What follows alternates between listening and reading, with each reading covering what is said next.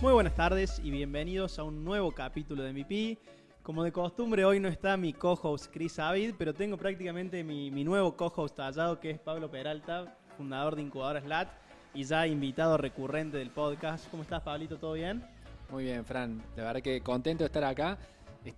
Bueno, Chris sigue viajando, así que vengo simplemente a cuidar la silla. No, para nada. Lo dejamos que siga viajando y vos, como siempre, cumplís con traernos invitados de primera. Así que muchísimas gracias por eso, por acercarnos, estos perfiles que no se encuentran en Córdoba. Así que le vamos a dar la bienvenida a Giulio Bucciuni. ¿Cómo estás, Giulio? Un gusto. Muy bien, gracias por la invitación, un gustazo estar acá. De vuelta a un italiano en Córdoba, ¿no? Eso. Giulio, encima italiano, pero que habla español mejor que varios de nosotros, así que muchas gracias por eso, porque a nosotros en italiano y en inglés ya se nos complicaría un poco tener esta charla. Pero un gustazo, Giulio. Me decías que no viste ninguno de los programas, pero no hay problema, está bien. Todavía a Italia, mejor dicho, a Irlanda no hemos llegado. Eso lo voy a mirar. Esperemos que lo mires, claro. O mejor no. A mí hay veces que me da cosa, empiezo a verlo y digo, no, ya está, no lo puedo ver más. Pero un gustazo tenerte acá. De hecho, bueno, estás viviendo en Irlanda, ahora en Dublín. Sí, trabajo en Dublín y vivo un poco en Italia, un poco en Dublín y también paso tiempo en Argentina, así que... Excelente. Bueno, nos contaban ahí que tenés novia argentina. Así es. Así que lo confirmo. Claro, eso no sé si te estoy quemando, pero tu novia me pidió que lo aclare por las dudas. Que lo confirme. Así que bueno, también eso, por eso tan buen español. Y haciendo un poco la tarea de investigarte, ya la pregunta de dónde sos, Chris, no la va a poder hacer. Pero estudiaste, vi que me habías estudiado como marketing de carrera de grado, por así decirlo. Eso fue un error. Me arrepentí y me mudé a otras cosas para mí más interesantes. Muy bien, a lo que sería más business administration o una Sí, empresa. Estudio empresas afuera del enfoque tan estricto que es el marketing, de vender algo, ¿no? Más entender cómo funcionan las empresas y sobre todo cómo funciona la innovación en un contexto geográfico que va cambiando en continuación. Me gusta. Y también ahí veíamos que habías estado por Canadá, por Estados Unidos y ahora en Irlanda. ¿Nos contás un poco qué estás haciendo o cuál es tu rol actual? Sí, yo soy profesor en la Universidad de Irlanda, la más antigua, la más conocida, la más importante, que es el Trinity College de Dublín. Trabajo ahí hace 10 años, trabajo en la Business School, en la Escuela de Negocio, y mi enfoque es emprendedurismo, ¿sí? Que es una materia particular, ¿sí? Muy específica, a través de la cual tratamos de explicar a nuestros estudiantes cómo arrancar una empresa, pero también cómo crecerla, ¿sí? Cómo levantar capital, cómo desarrollar un producto y llevarlo al mercado. O sea, hay mucho más de simplemente hablar de startup, ¿no? Totalmente, coincido, y de hecho creo que en realidad la innovación es algo mucho más abarcativo, pero que es como la puerta de entrada de las startups. Por lo menos en mi caso particular y con mucha gente que hablamos, no conocían el concepto de startup, sino que les interesaba innovar, inventar cosas o incluso eso, generar un producto, una solución. Y después, aprendiendo un poco más, se encontraron con un Y Combinator, con una Endeavor, y le dieron esa entidad a lo que es una startup, digamos, un nombre, ¿no? Así que coincido que es mucho más abarcativo la innovación que solamente las startups. Y ahora, para volver, yo te dije que acá la cronología va a ser ir y volver. Nos contabas que en marketing te equivocaste y te interesaba un poco más cómo funcionaban las empresas y cómo innovaban. Ahí, ¿cómo fue ese proceso y quizá cuál fue tu primer encuentro con el mundo de las startups? Sí, mira, para ser sincero, a mí siempre me interesó la geografía económica, ¿sí? Me gusta la materia, la geografía, y traté de mezclar mi pasión por las empresas con mi pasión por la geografía. Entonces ahí no quiero aburrir a nadie, pero yo arranco estudiando los distritos industriales, ¿sí? Entonces, porque en algunos lugares tenemos distritos que se especializan en un producto muy, muy puntual, ¿sí? Ahí arranca mi estudio y con el tiempo me mudo de los distritos industriales más tradicionales, más industriales, de hecho, a la innovación. Innovación tecnológica, manteniendo pero un enfoque muy, muy puntual sobre la geografía. Entonces de ahí, geografía de la innovación. Y entender por qué algunos lugares son la capital del mundo de innovación, otros se quedan afuera, ¿cómo pueden hacer los que se quedan atrasados, digamos, a achicar la distancia entre ellos y los ganadores del modelo tecnológico mundial, digamos? Muy bueno, me parece interesantísimo, así que no digas eso de aburrir a nadie, porque la verdad que quedé boquiabierto. Por eso dejé el marketing. No, pero sos buen vendedor, así que por lo menos esto lo estás vendiendo muy bien. Así que aprovechó las herramientas del marketing sí, para totalmente. Quedó, ¿no? Claro, Pero muy interesante. Ahí no sé si saltar ya a las preguntas más relacionadas a estos, pero ahí revisando tu currículum, vi que tuviste un paso como fundador en una startup que puede ser Blue Chapter. Sí, no terminó bien. No, bueno, está bien, como la mayoría de las startups, eso no, Sí. no es un problema, digamos. Sí.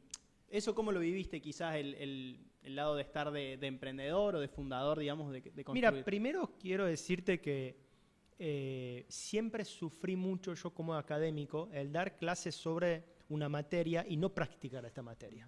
Y a veces digo, no sé si yo me sentiría bien un día mandando mi hija o mi hijo a una facultad de estudios médicos y que el profesor nunca trató una patología, ¿no? Entonces sé que es un tema bastante controversial. No, pero ¿qué tema trajiste? Eso no estaba en agenda. No, me bueno, parece yo les dije que no armamos. Alguien se va a enojar probablemente. No, porque pero yo es digo, un temón. Porque eso lo podés trasladar a las incubadoras también. Sí. ¿No? Bueno, yo tengo una aceleradora. Sí. El equipo que está liderando una aceleradora, una incubadora, un centro emprendedor de universidad y no son emprendedores, no han sido emprendedores, ¿me pueden realmente ayudar? Temón. El tema es controversial, porque tengo algunos compañeros de la escuela de negocio que saludo y los cuales no viven la empresa.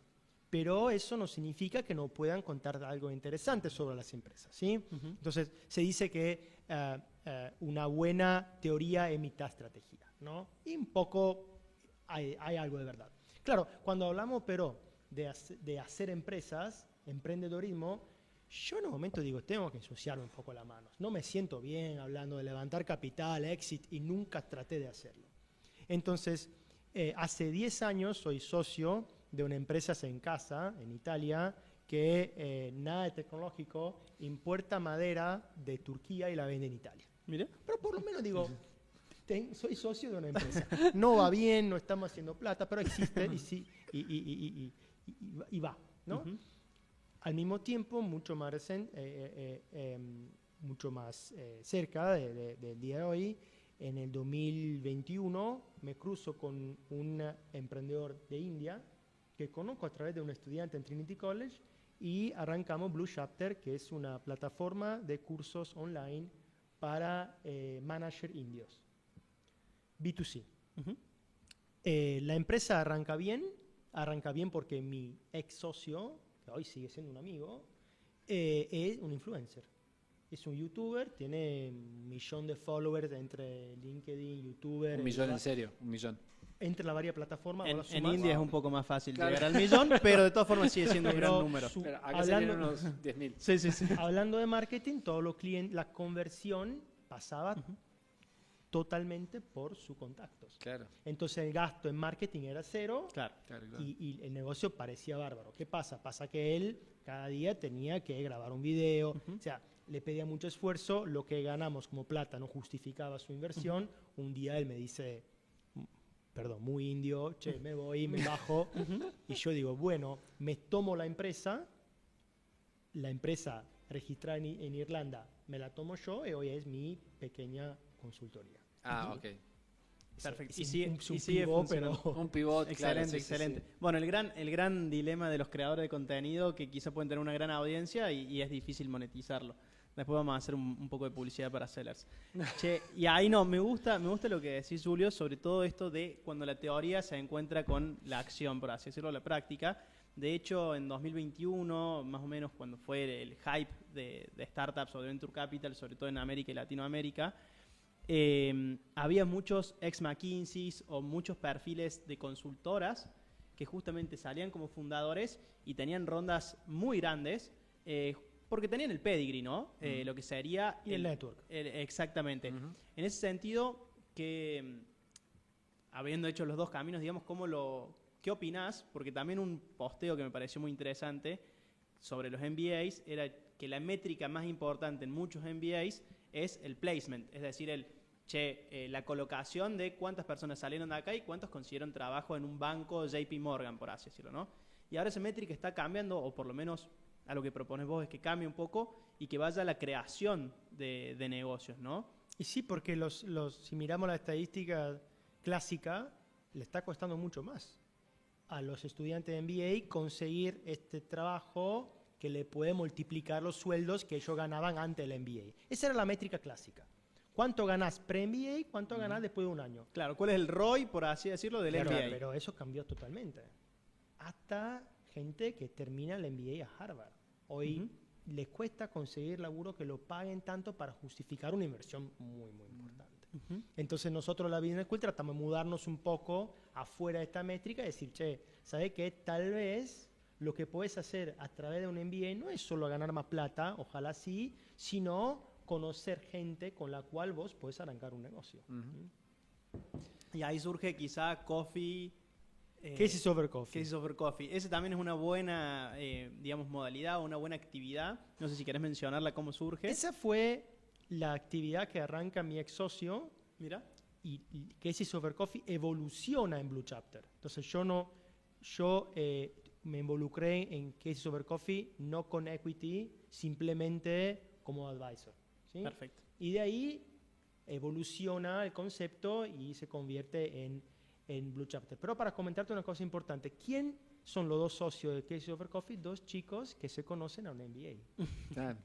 Y eso es muy interesante, ¿no? O sea que los recursos humanos, que es una de las cosas más importantes de una startup, claro, vos entras en una clase, tenés 40 cabezas que muy probablemente pueden servir a tu idea estratégica. El networking, por así decirlo.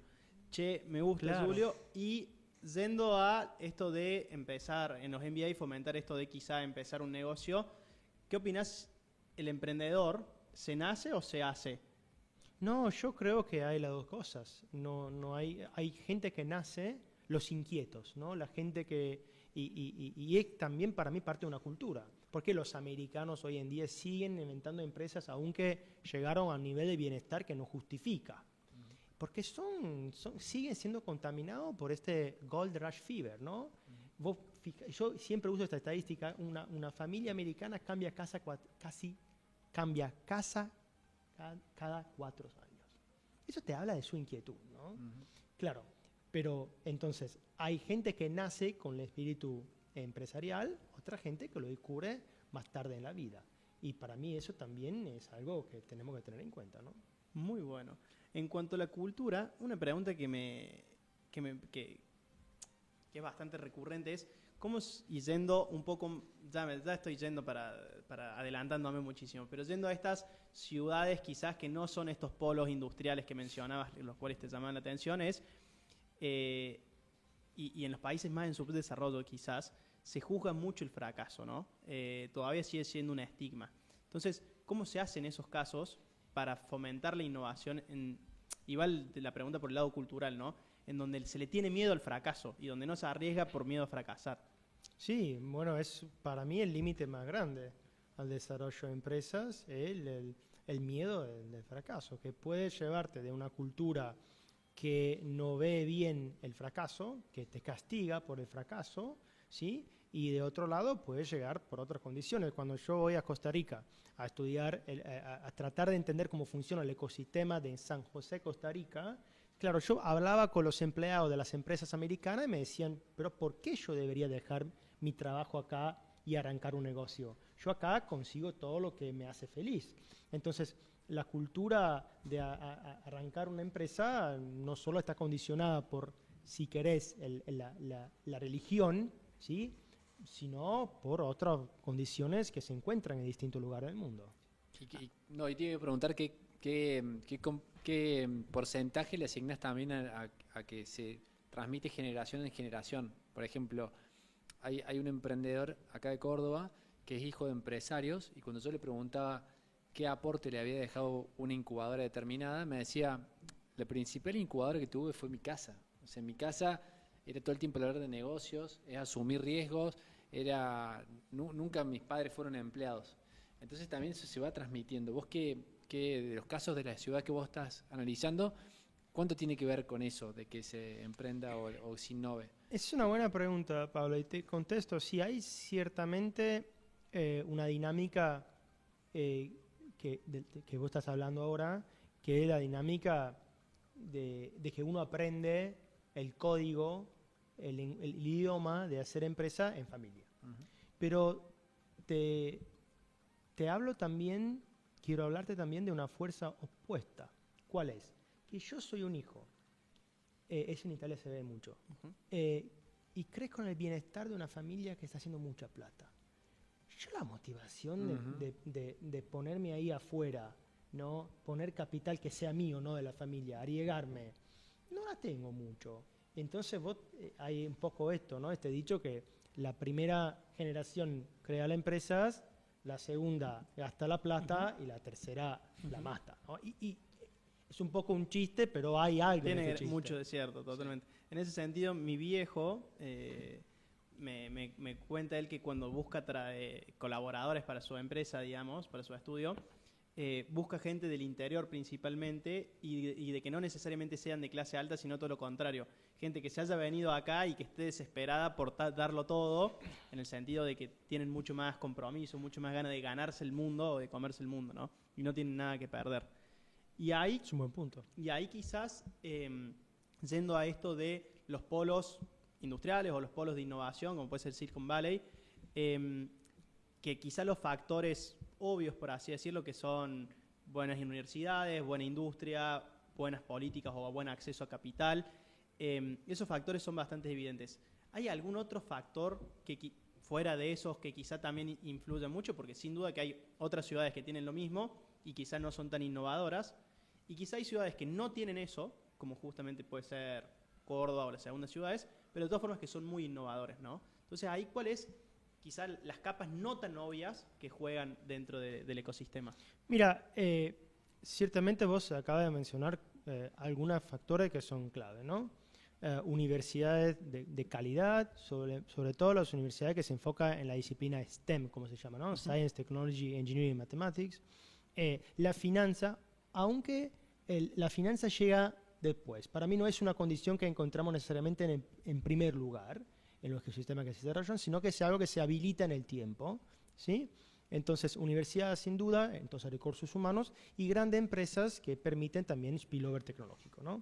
Esas son las características clave. Igual, si vos mirás los lugares en el mundo que tienen estas dos condiciones, no todos supieron desarrollar un ecosistema.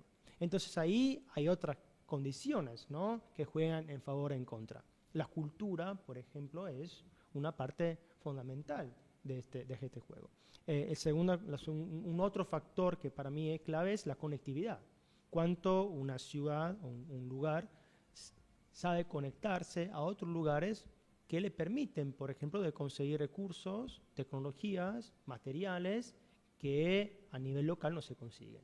Entonces, si vos empezás a sumarle a la presencia de universidades, de grandes empresas, la conectividad y, en segundo lugar, la cultura, ya ves que el grupo de ciudades del mundo que pueden desarrollar ecosistemas tecnológicos de nivel se va achicando. Me gusta, me gusta. Y yendo a quizás ciudades que no tengan los principales factores, por así decirlo, ¿qué se podría hacer o qué cosas destacarías, por así decirlo, para que hagan valer eso, ¿no? Sobre todo hoy en día con la globalización, quizá con la conectividad. Hoy en día, quizás si haces un software as a service, digamos una SaaS, podés llegar a un gran mercado. O sea, no es como antes que era todo hardware y necesitabas estar en al lado de la fábrica o cosas así, ¿no? Hay que, no sé si serían qué recomendaciones o qué cosas rescatarías de los ecosistemas menos... Sí, entiendo a dónde estás yendo con tu pregunta. Primero hay que, para mí, aclarar una cosa. Que el hecho que hoy en día vos podés armar un negocio sin necesariamente tener acceso a recursos materiales, ¿no?, es una ventaja, pero también es un gran desafío. ¿Por qué es un gran desafío? Porque justamente sacarle la característica material a los recursos que nosotros hoy usamos para armar una startup, ¿Qué son? Recursos humanos, ideas, cabezas y plata. Las dos cosas viajan, ¿no? Yo te puedo mandar plata de Italia a Argentina, de Estados Unidos a Colombia, y los recursos humanos pueden conectarse por Zoom. Entonces, uno debería llegar a la conclusión que por qué estos factores viajan tan libremente, uno puede hacer negocio de cualquier lugar. Una startup se puede desarrollar fácilmente un unicornio en Salta, o en el Chaco, o en Friuli, que es una provincia remota italiana. En la realidad no es así. ¿Por qué? Porque nosotros observamos que los recursos humanos y las finanzas se concentran en pocos lugares. Que es más fácil que una idea de startup viaje a un lugar donde hay inversores, que yo me quedo acá y hablo por Zoom con mi inversor que está en Silicon Valley. Por una cuestión bastante sofisticada y compleja, que por ejemplo tiene que ver con el copyright, con la confianza. Por eso muchas veces los inversores traen en el lugar donde operan, ¿sí?, donde están activos, ideas, startups de otros lugares.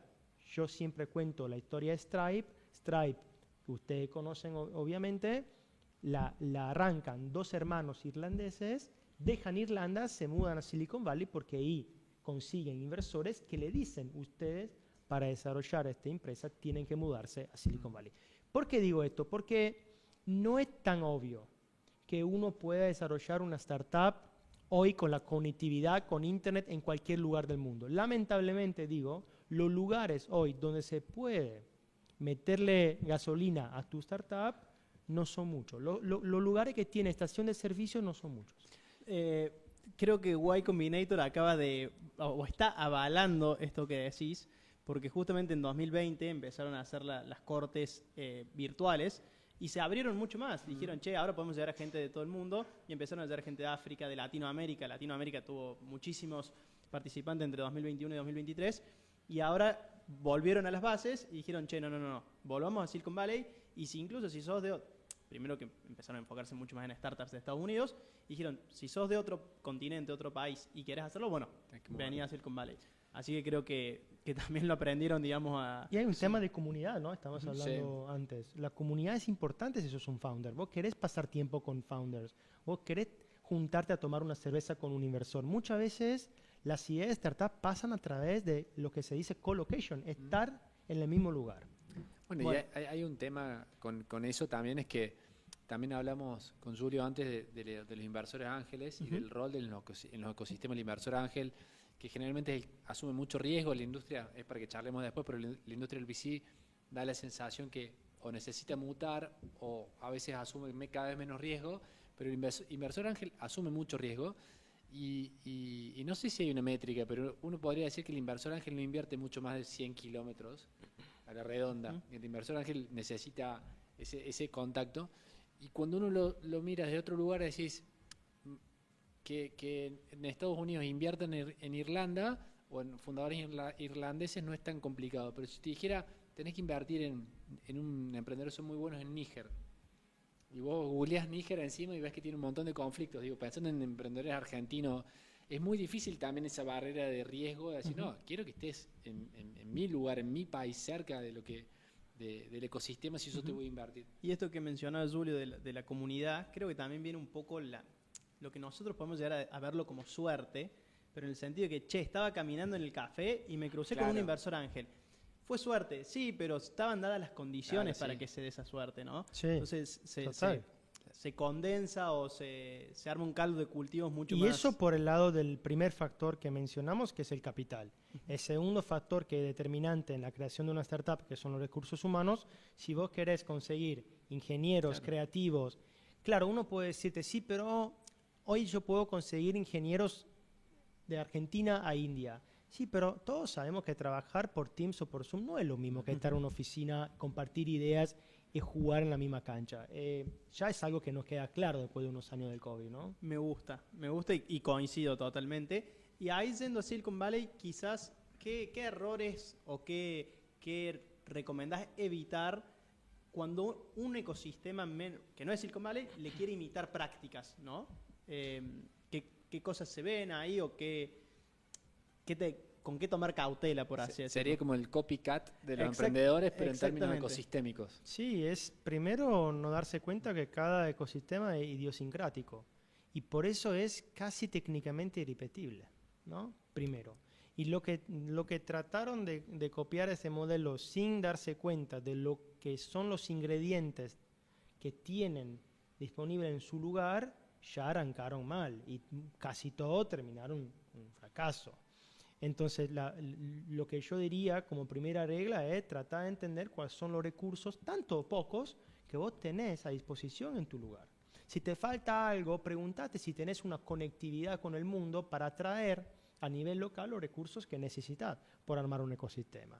O sea, arrancaría de ahí, ¿no? Me gusta, me gusta. Y ahora yendo un poco más a Córdoba, Julio, estás escribiendo un libro que te lo aprobaron por la editorial de Oxford, corregime si estoy diciéndolo mal. ¿Todo correcto? Perfecto. En el cual mencionas a Córdoba y en el cual haces foco quizás en estas ciudades secundarias, ¿no? Que no son las grandes capitales, pero que tienen un buen ecosistema innovador.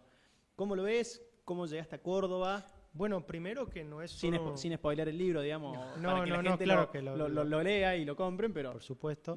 Bueno, primero que no es solo una mención a Córdoba, sino que un capítulo del libro va a ser dedicado al ecosistema cordobés. ¿Querés contar cuántas ciudades son y Sí, de dónde? sí, Está son bueno 8 ciudades del mundo, de Asia a Latinoamérica, pasando por Estados Unidos, por Europa. Menciono algunas: Hyderabad en India, que hace reír llamarla secundaria porque tiene 15 millones de habitantes, ¿no? Sí. Pero comparada con Bangalore, que es el centro tecnológico del país, es secundario, ¿no?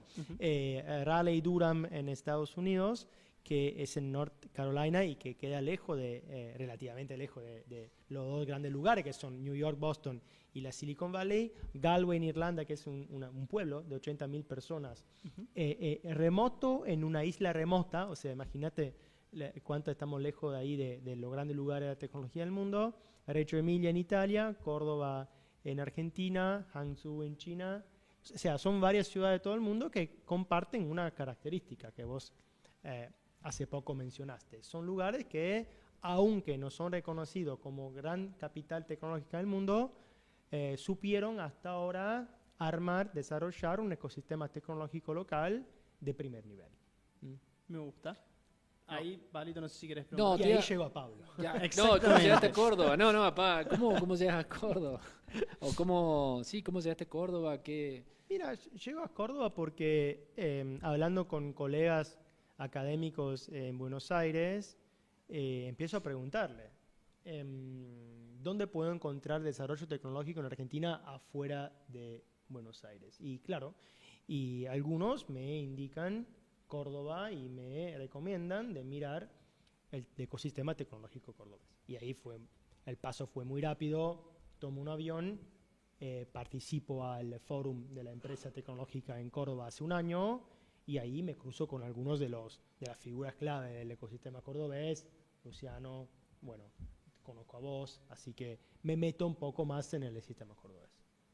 Me encanta, me encanta. Alguien noté también, Julio, en LinkedIn, veía una publicación tuya en la cual mencionabas un gran malestar o un malestar que a vos particularmente te hacía sentir mal, que era la desigualdad quizá económica dentro de un mismo país, ¿no? Eso, sin duda que a todo el mundo le afecta, digamos, pero ¿qué opinas sobre eso? ¿Cómo llegaste ahí? Bueno, miro ahí primero reconociendo que, y no soy el único obviamente, yo me enfoco en un stream de académicos, un grupo de académicos ya hace mucho tiempo hablan de cómo la diferencia entre riqueza, la diferencia en desarrollo económico que antes se medía entre países, hoy siempre más se encuentra dentro de los mismos países. Y Estados Unidos es el caso más interesante y más quizás intenso, ¿no? En el marcar esta desigualdad, donde vos tenés lugares como Silicon Valley, donde si ganás abajo $200.000 podés elegir los food stamps para comer con bono del Estado. Claro, te dan subsidios. Sí, y vas a algunos counties, a algunos lugares donde hay una expectativa de vida en promedio a nivel de África, pero real, digamos. Real. Entonces uno claramente ahí se da cuenta como a nivel democrático un país tan desigual no puede funcionar. Y que eso en parte hoy no llega a Trump, ojo. Entonces ahí me fascina mucho esa creciente desigualdad adentro de los mismos países. Y no es solo algo que pasa en América, pasa en Inglaterra. Usted tiene que acordarse que cuando Inglaterra decide salir de Europa, en Londres se vota por quedarse. Y afuera de Londres la gente dice, no, vamos de Europa. Italia ni hablar. Hoy Milano se gana cualquier cosa. Claro, yo llego a Argentina y encuentro una tendencia que no es muy diferente de la que acabo de mencionar. Buenos Aires es la superstar city adentro de un país que tiene sí algunos polo, pero que por la gran mayoría de finanzas y tecnología sigue concentrándose en Buenos Aires. Y ahí me fascina mucho este tema, que no es solo un tema económico, pero que, repito, es un tema político y es un tema de democracia. Y vos pensá, ese ejercicio lo hicieron en Estados Unidos algunos colegas y pusieron al lado el mapa de la innovación y el mapa del voto. Y vas a ver que coinciden. En Estados Unidos se vota un partido, no digo cuál, en los lugares donde se hace innovación. Y al revés, donde no se hace innovación, generalmente se banca. Y ahí va una pregunta medio polémica que mencionamos, que es cómo conviven quizás la innovación o esta, por así decirlo, inquietud que mencionabas vos de los yanquis que te pueden llegar a tener, que es de todo el tiempo seguir construyendo y seguir, porque tienen un incentivo de que es construir algo para ellos, ¿no? Y la falta de seguridad por el Estado. Claro, cosas así. Porque si vos no te levantás y no vas a laburar, no te pagás el hospital. O sea, no mandás a tu hijo a la escuela decente.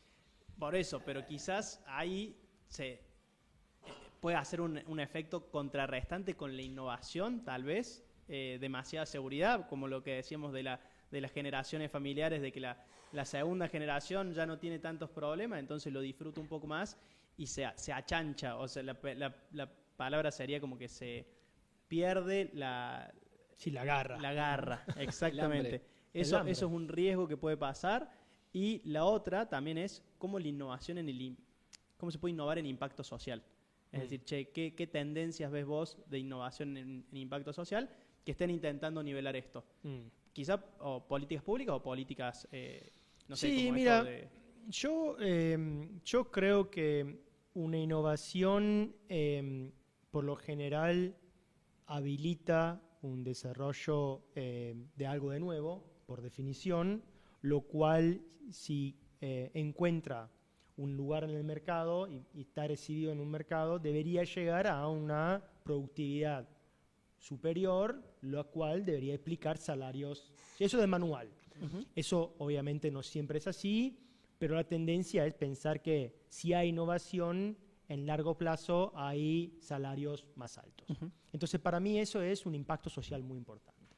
Porque te hablo de Italia, que es un país que está jugando muy mal, no solo el fútbol recientemente, sino el partido de la innovación tecnológica, y los salarios en Italia están planchados hace 20 años, ¿no? Entonces, lo hablamos antes, ¿no? Con Pablo. No solo el enfoque de los políticos hoy en día debería ser crear empleos, sino preguntarse qué tipo de empleo yo quiero crear por las futuras generaciones, ¿no? Y ahí, para mí, es donde la innovación tiene un impacto, en potencia, un impacto social. Y Pablito, si quieres preguntar. No, porque iba a cambiar un poco de tema. Yo también iba a preguntar. No me hables de fútbol, ¿eh? No, eso quédense tranquilo, que no hay discusión acá, nosotros somos los mejores, así que ya está. Por lo menos hasta 2026. No, mi pregunta iba más por el lado de industrias. ¿En qué industrias estás viendo mayor innovación y que mayor impacto estén teniendo? No va la inteligencia artificial porque... Tengo algo para agregar en eso. Bien, es una industria. No, pero pregunta y... No, eso. O sea, más allá de la inteligencia artificial que es horizontal a todas las industrias, ¿cuáles ves que quizás están teniendo más impacto o están innovando más? Mira, lo que yo te puedo decir es que hay olas, ¿no? Totalmente. Pasamos la ola del fintech. No es que se acabó, pero ya llegó su pico. Después hubo la ola del edutech, Education Technology, y yo fui uno de los que se quemó, ¿no? Ahora, para mí, lo que va es, y muy bien Pablo, es lo que se dice health tech. O sea, es el cruce entre la tecnología y el campo médico. Y yo siento que ahí probablemente en los próximos años vamos a ver cosas muy interesantes, pero principalmente por una cuestión estadística. Los países más avanzados hoy tienen un problema de aging population, una generación de gente mayor que va poniéndose cada día más grande, que pide cada día más servicios a soporte de la salud. Y ahí hay un espacio para mí para desarrollar tecnología gigante, impresionante.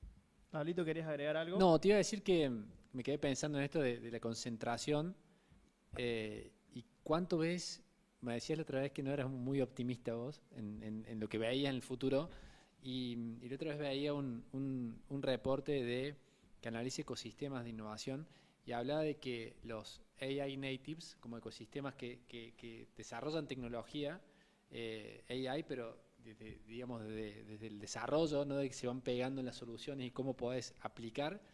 Y decían que en 2020, estamos en 2025, 2024, 3 o 4 ecosistemas, Silicon Valley, Beijing, se llevaron el 80% del capital de riesgo Muy bien. de lo que es AI. O sea, la concentración cada vez es más grande y a medida que se complejiza la tecnología, me parece que va quedando más grande la brecha. Sí, las barreras de entrada son claro, más altas. ¿Y qué nos queda a nosotros, por ejemplo, Perfecto. ecosistemas latinoamericanos, para subirnos a esa ola? Eso, mira, ese es uno de los capítulos del libro, más teórico, que básicamente va a cruzar la geografía, cómo se distribuye una tecnología, la va a cruzar con el siglo de vida. Y la teoría, el asunto es esto. Como una teoría arranca y esta nueva tiende a concentrarse, ¿sí? Como madura, tiende a distribuirse. Uh-huh. Entonces hay los first comer, los que arrancan, ¿sí? Los first mover, van a ser lo de siempre. Van a ser, cada vez que tenemos una tecnología nueva, hay concentración. Pero sí, como la tecnología va a ponerse más madura, más accesible, hay lugar por lo que arrancan en un segundo lugar. Uh-huh. Entonces ahí para mí hay más un rol de adaptar una tecnología a varios contextos que puede ofrecer a contextos como Europa y Latinoamérica o África o el sudeste asiático, afuera de China y Japón, un lugar en el mundo. No como lo que desarrollan por primero el código, sino como lo que toman este código y lo adaptan a diferentes nichos y diferentes necesidades. Muy bueno. Me gusta. Y volviendo un poco a las industrias que quizás más impacto estén teniendo, no sé cuán cierto es, pero supuestamente a China se le acredita una gran mejoría económica por el e-commerce y por justamente todo lo que fueron los smartphones, ¿no? La conectividad que les dio. ¿Qué ola tecnológica ves que esté teniendo ese impacto quizás de empezar a subirle, por así decirlo, el nivel de vida a la base de la pirámide? Bueno, primero para mí eso hubo un gran impacto de un punto de observación de acceso a la tecnología. Y por cuanto hoy muchas veces nos enfocamos en los problemas asociados al uso de los devices, hay que reconocer que una parte gigante del mundo pudo conectarse a la vida actual como la conocemos a través de un dispositivo que muchas veces sale menos de $50. Uh-huh.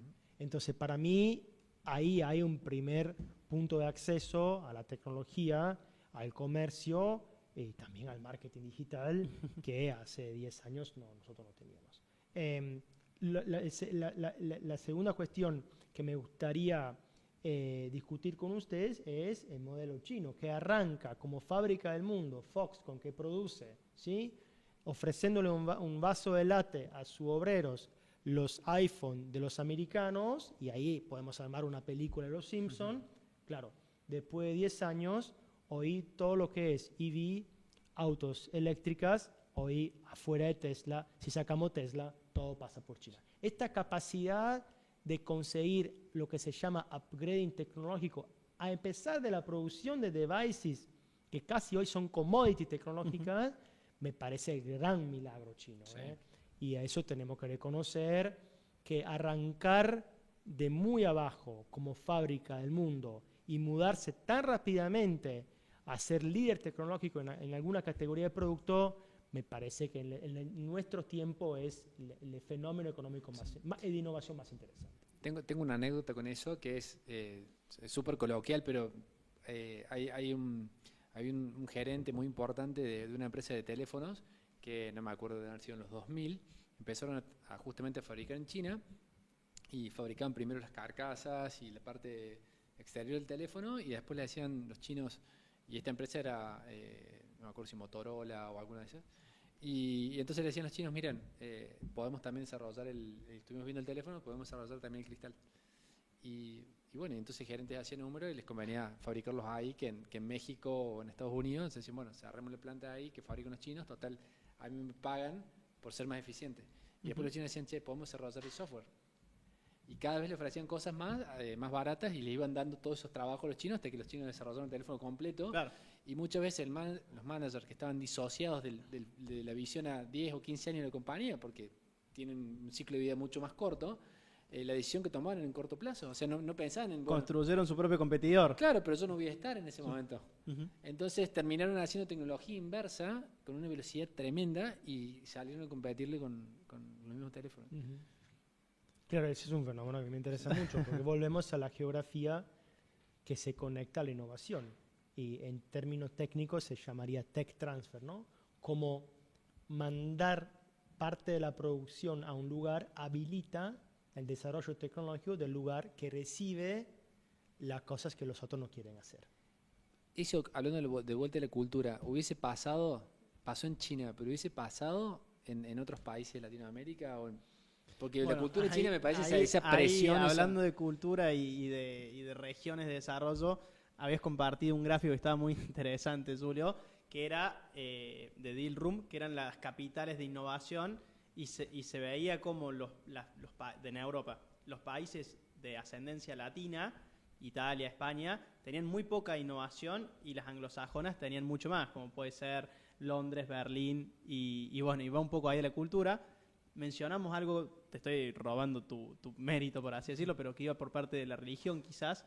¿Cómo se ve con China? Que es otra cosa, o sea, Bueno, China de hecho no tiene religión, Claro. ¿no? Formalmente. Y yo tengo compañeros, amigos que hacen investigación en campo médico y muchas veces el nivel de desarrollo más interesante pasa en lugares donde no tenés ética.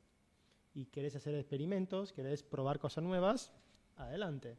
O sea, eso claramente tiene... Bueno, todo lo que es cybersecurity, todo lo que es reconocimiento facial, con toda la privacy que tenemos en Europa, está todo parado. Eso te iba a decir. En China ustedes Vuelan. saben bien, ¿no? Cómo Ujú. funciona, ¿no? No, iba a preguntar eso que traías el tema justamente de Europa, que uno a veces ve, por ejemplo, la competencia con AI o también con esto de ciberseguridad, la competencia entre China que no digo que intentan regular algunas cosas, pero también estás muy habilitado a algunas cosas. En Estados Unidos, que la carrera es tremenda y es mucha habilitación, y Europa al medio, mirando como ese partido de innovación, y que uno a veces le da la sensación que pasa a ser un observador, sacando, no sé, Londres o sacando alguna ciudad más.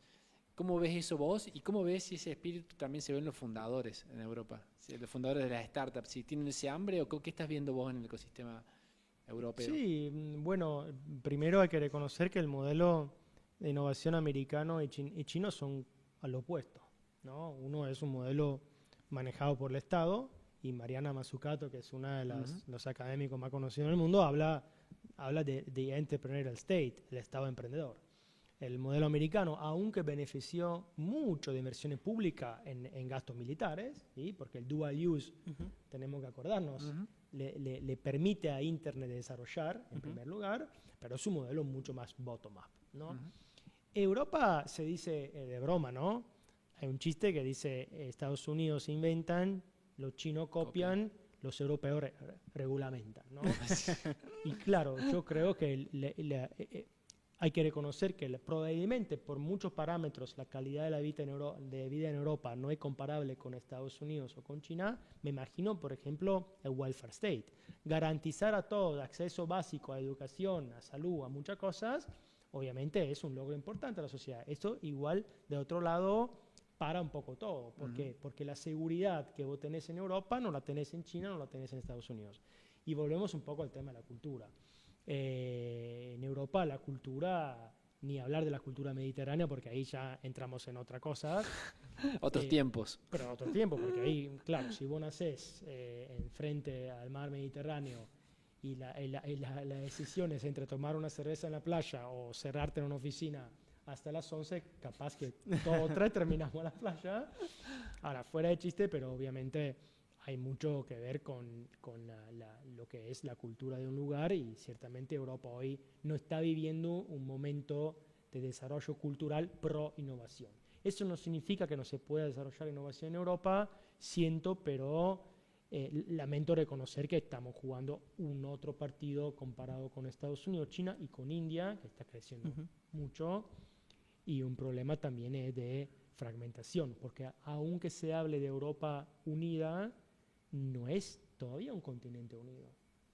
Y eso limita el scaling de empresas continentales.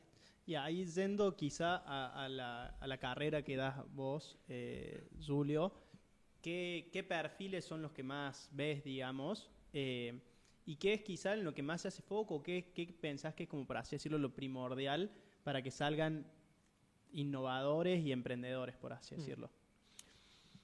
Es una buena pregunta. No sé si hay un identikit. Lo que yo hoy en día aprovecho mucho es pasar tiempo con estudiantes del MBA, que son lo más grande que tenemos.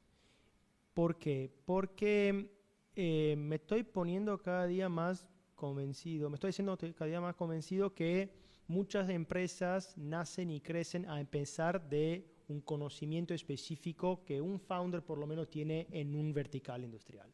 Y muchas veces cuando doy clase a chicos más de carrera o maestría que no tiene experiencia laboral, te tiran cualquier idea random. Claro, una en un millón va a funcionar, pero estamos hablando de plantar una semilla en un terroir donde vos no conocés nada. Al revés, cuando entro a una clase de MBA con gente que ya lleva 10 años o más de experiencia profesional, ahí ¿qué se hace? Se mezcla tu conocimiento de este nicho con él, que no conoce nada de tu industria, que pero te puede contaminar con ideas diferentes. El outside the box. Exactamente. Con mi humilde opinión, después de haber entrevistado 70, 80 fundadores y gente del ecosistema, es que coincido, y recientemente cada vez lo veo un poco más, que vienen emprendedores que tienen ese perfil, hicieron 10 años en una industria y la idea se les ocurrió porque resolvieron el problema que resolvían capaz que manualmente en esa industria o que reconocieron en esa industria. Y que nosotros nos gustó mucho comprarnos esta idea romántica, mucho de la Silicon Facebook. Valley, ¿no? Del pibe con el hoodie, la Vans, que se baja una Red Bull a la noche y encuentra la Secret Sauce. En realidad son outliers. Nos gusta hablar de los outliers. Hay outliers. Necesitamos de outliers. Es una industria outliers. Claro. Es una industria outliers. Pero al final yo coincido con vos y muchas veces no es así. Bueno, hay un comentario una vez que escuché de un empresario que estaba mirando startups y eran todos emprendedores jóvenes los que estaban pitchando. Y decía eso, me generan muchas dudas la capacidad de ejecución de ellos y ninguno de ellos pasaría un test para que yo lo tome en mi empresa, o sea, Claro. para poder ingresar. Entonces, también habla de eso, de necesitas un tiempo de rodaje quizá y poder entender en la industria el problema, en qué estás resolviendo. Pero bueno, tiene que haber de un poco de todo. Totalmente, totalmente. Nos queda, porque sí, los outside the box, yo soy de los que empezaron de jóvenes sin mucha experiencia, así que no los puedo criticar No, tampoco. pero ojo, yo creo que es mientras más jóvenes puedes empezar a emprender, para mí es mucho más fácil. Primero es como todo, asimilar el golpe, porque creo que emprender tiene mucho que ver con golpearse, que las cosas no salgan con Total. frustración. Y mientras más joven seas, es mejor, es como para andar en bici, todo, me parece. Estoy muy de acuerdo. A mí me llamó mucho la atención cuando viví en Estados Unidos. Había los Dragon's Den, ¿no? Había todo este programa de pitch de empresas. Claro, conocemos todo cómo funcionan, es un show, pero a mí me llamó mucho la atención ver un programa de desarrollo de startup por chicos de 10, 12, 14 años. Claro que me parecía ridículo, pero pensándolo bien, Sí. digo, uno aprende a jugar el tenis cuando es chico. Después, si hace la mano, como se dice, no te olvidas del golpe. ¿No? Y para mí coincido. Si yo tuviese que recomendarle a un gobierno, y ya un poco lo estoy haciendo en algún contexto en Italia, qué hacer para desarrollar un ecosistema empresarial, una cosa que haría es introducir en los chicos más jóvenes programa de aprendizaje sobre hacer empresa. Bueno, eso también va un poco con lo que es la educación y por lo menos lo que se habla de la educación es cómo cómo se enseñan cosas que de hace 100 años quizá y no se ha actualizado la currícula, que quizás las soft skills van a valer mucho más que la habilidad de programar, ¿no? En el sentido de, che, ya programar se lo vas a dictar a la compu y lo vas a hacer, pero el pensamiento, la forma de razonar van a ser mucho más importantes. Y ahí, en cuanto a los emprendedores jóvenes, cuando empieces antes mejor, Sí. también se habla mucho del riesgo y de, por así decirlo, las responsabilidades. Quizá una persona de 45 años, como decías vos, en Costa Rica, que ya tiene un trabajo, ya tiene familia, no te va a arriesgar todo por una idea remota cuando ya está bastante acomodado. Entonces, como dijimos, no es una ciencia exacta, no hay una receta para el éxito, pero Pero es un oficio, o sea, esto es repetir, y creo que está probado también esto de que hay un modelo de que vos podés seguir, de cómo podés empezar liviano, de que podés validar, de que podés iterar o pivotear, de que podés volver a testear. Entonces ya tenés como un oficio, ya hay pasos, hay un formato aceptado, y culturalmente creo que estamos cambiando. En Latinoamérica nos cuesta un poco más, pero hay una aceptación. No es que ¿qué haces, emprendedor? Bueno, creo que ahora tiene un lugar, se sabe qué hace un emprendedor, y me parece que la mayoría de las compañías que se armaron de startups y tecnológicas no tienen nada que ver con la plata. O sea, nadie emprende por una cuestión económica, en términos de las cosas grandes, digo, ¿no? Sí. Emprenden por un propósito mucho más grande. Entonces creo que esa oportunidad, mientras antes la tomes, mejor. Pero bueno, también el aprendizaje de esto, de los soft skills y cómo ejecutar y cómo armar equipo, creo que no es menor para... me gusta lo que mencionabas, Pablito, de las metodologías. Creo que varias cosas de la innovación salen de quizá del método científico y de la ciencia, ¿no? Claro. Que son los primeros investigadores, los primeros innovadores antes, digamos. Ahí, Julio, la pregunta va, ¿cómo ves vos involucrada quizás la Deep Tech o por así decirlo, los proyectos de investigación profundos de la universidad con estos escuelas de negocios, MBAs? ¿Tienen contacto? ¿No se conocen? Lamentablemente no tiene contacto. Está parecido acá, entonces, digamos. Lamentablemente no tiene contacto y es uno de los grandes desafíos, yo creo. Uno de los proyectos que estoy tratando ahora de arrancar en Italia es la creación de escuelas de empresas adentro de escuelas de ingeniería. Porque hay gente que sabe desarrollar productos, pero no tiene idea de qué es un business plan. No sabe cómo se arma un pitch, no sabe hablar. Otro tema para mí que cada vez que lo veo me parece impresionante que no sea parte del currículum de entrepreneurship, de emprendedurismo, es todo el tema de la comunicación. Yo, como usted, participé a una cantidad de pitch que me cansé y muchas veces lo que ganaron no eran los que tenían producto mejor. Tal cual. Eran los que llevaban a los inversores o a los jueces la P de persona o de people. Y claro, muchas veces, usted lo sabe, los inversores se invierten no simplemente en un producto, mejor si está, sino en la gente que está atrás de este producto. Coincido. Ahí nos quedan 5 o 10 minutos. Hoy tenemos que terminar un poquito antes. Así que, Julio, quizá una de las últimas preguntas es ¿qué recomendación le das vos a alguien que está queriendo empezar a emprender? Joven, de 20 años, 21 años, y alguien más avanzado con 45, 40 años. Bueno, primero lo que digo es tratar de, como decía Warren Buffett, aunque aplicado en otro contexto, tratar de invertir en lo que vos sabés hacer. Y cada persona, eso es lo lindo, ¿no? De arrancar una empresa o de pensar a una empresa. Cada uno de nosotros tiene algunas habilidades y ciertamente tiene pasiones. Trata de invertir en algo que si tenés que estar despierto noches no te cueste mucho. Que si tenés que levantar el teléfono y llamar a alguien, sabes quién llamar. Arrancar negocios en contexto donde vos no conocés casi nada, sí, obvio.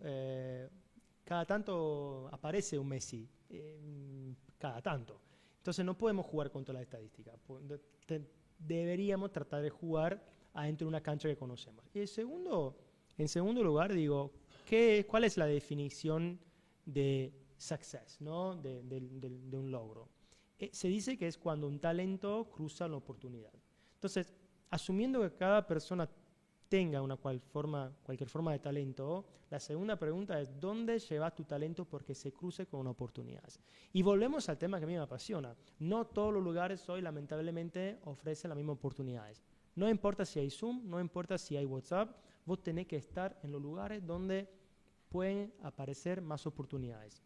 Y mezclar tu talento con lugares que te ofrecen oportunidades, creo que son dos recetas muy amplias, pero necesarias para pensar cuanto menos en arrancar una empresa. Pablito, no sé si querés agregar algo. No, agregar no. Le iba a preguntar ¿cuánto tiempo nos queda? No, tenemos preguntas. Bueno, iba a preguntar que en ese contexto, que decías de aprovechar la oportunidad y el talento, ¿cómo lo pueden hacer las ciudades, las regiones que no son Superstar City y que cómo pueden aprovechar, cómo pueden salir? Vos usás un término que está muy bueno que es desiertos de conocimiento. ¿Cómo pueden salir de ese desierto y cómo pueden aprovechar esas oportunidades o democratizar esas oportunidades entre las personas que viven ahí? Sí, bueno, es una pregunta clave en todo lo que yo estoy tratando de hacer a nivel más de advisor con gobiernos locales, va ahí. Y primero, Pablo, hay algo muy importante que a muchos contextos le cuesta, es reconocer que le falta algo. No sé si ustedes acá en Argentina lo hacen seguido, yo en Italia lo hago mucho, voy a lugares periféricos, casi remotos, y le hablo de cómo la innovación se concentra en pocos lugares y ellos están quedando afuera. Uso una palabra, en italiano es periferia, lo mismo en español, y nadie quiere reconocer que son periféricos. Hasta los pueblos, los lugares te dicen que acá se hace algo, ¿no? Acá se hace el salamín de llama. Dale, ok, pero no es suficiente quizás para decirle a tus hijos, quédate acá. Entonces, primero es una sana autocrítica, reconocer que el mundo está cambiando y que hoy la concentración de los factores clave para el desarrollo tecnológico lamentablemente están en pocos lugares. Y segundo es, bueno, cuando ya hay un poco de autocrítica es tratar de entender qué tenemos activos a nivel local y qué no tenemos.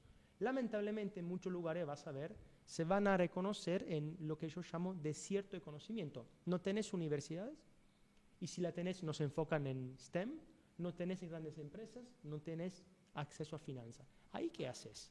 Ahí vos, claro, tu reacción inmediata es decir, bueno, dejámoslo su destino y mira qué está pasando, porque la política hoy en Italia está diciendo, los pueblos rurales los dejamos. Es un partido que ya perdimos. Fuerte esto, fuerte porque si lo trasladas a Argentina, vos sabés que las implicaciones son casi peligrosas si lo ponemos en este lugar. Pero para mí ahí hay otra cosa que tenés que pensar, es bueno, sos un desierto de conocimiento, sí. ¿Qué podemos hacer para traer acá alguna forma de conocimiento que no van a solucionar tu problema en el corto plazo, pero cuanto menos que nos ponen en un lugar de poder pensar de arrancar algo? Y ahí lo que yo estoy tratando de experimentar es, para mí es difícil decir a una gran universidad, mudate con un palacio, con un building, en un lugar, en un pueblo periférico. Pero sí puedo decirle, ¿por qué no armás un workshop una vez cada semestre donde tratamos de involucrar gente local, donde traímos gente de afuera? Lo estoy haciendo en las Alpes en Italia, en un pueblo, en una ciudad con la cual estoy trabajando, y logré traer en este pueblo un inversor de Milano. Claro, que vino, que se sentó con la gente local, que cuanto menos él mismo se dio cuenta que en este lugar hay algo que está pasando, y empezamos un modelo que yo digo híbrido. No puedo convencer al fondo VC de ir a Salta, pero sí puedo organizar cada 3-4 meses un evento que hable de finanzas por la montaña y ahí en Salta armo algo. Te tiro Salta porque es un lugar que conozco. No, pero digo, tenemos que ponernos creativos y tratar de encontrar soluciones originales, creativas, a problemas que son complejos. Excelente. Ahora sí me dicen que estamos cortos de tiempo, así que Julio, la verdad que un gustazo. Espero que lo hayas pasado tan bien como nosotros. Muy interesante todo. Yo la pasé bárbara. Me dan ganas de seguir charlando mucho más. Pablito, como siempre, un gusto tenerte acá. Muchísimas gracias por seguir brindándonos invitados de lujo. Y bueno, hasta el próximo capítulo. Muchísimas gracias de vuelta. Gracias, Fran. Hasta luego. Un gusto. Chao, chao.